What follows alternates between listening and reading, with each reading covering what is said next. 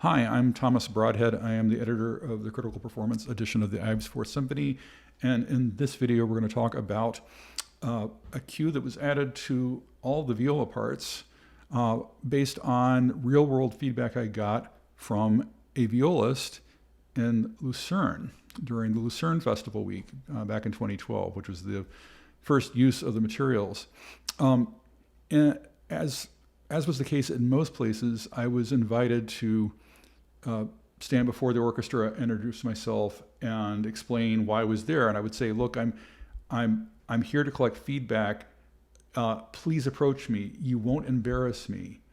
I want to find out where there are problems so I can fix them." And in fact, before I gave that speech, there was a bassist who approached me who said, "I think some people want to say some things, but they're afraid they will embarrass you." I'm like, "Oh, well, I don't want that to prevent them from speaking to me." So I tweaked it that way, and I always included that when I would address the orchestra. And I think that helped because then people would approach me with things that they felt needed attention.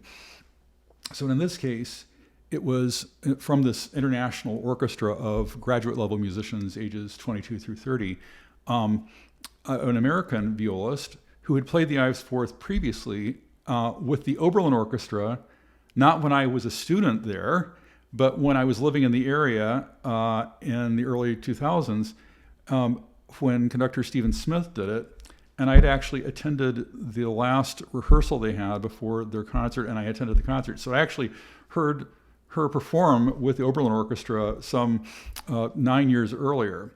And it was sort of startling for us to discover this coincidence. But at any rate, she said she was very happy with the new materials, and they were much easier to read, of course, and that it was a much less chaotic experience. But there was one passage that was causing chaos for the entire viola section, and it was because of the nature of the material that was being executed and how it was difficult to keep track of where they were in the material when they were having to also pay attention to the conductor.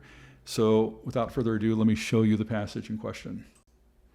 Okay, so here we're looking at the first viola part, and all the violas are doing this figure or a chromatic inversion of it. And it's this little pattern that just goes, but if you look at it, it's not the same material in every measure. It takes 3 measures before the pattern repeats itself. So it's and so on. But it goes on like this, here's the next page, for quite a while.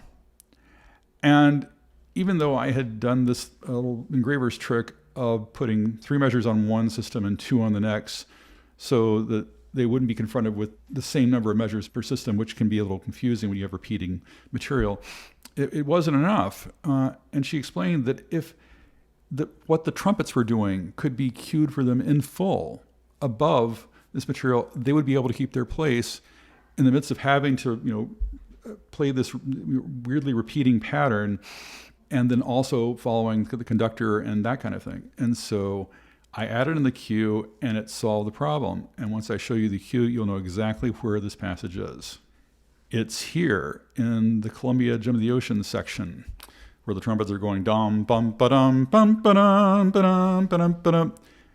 And so with that trumpet line added in, this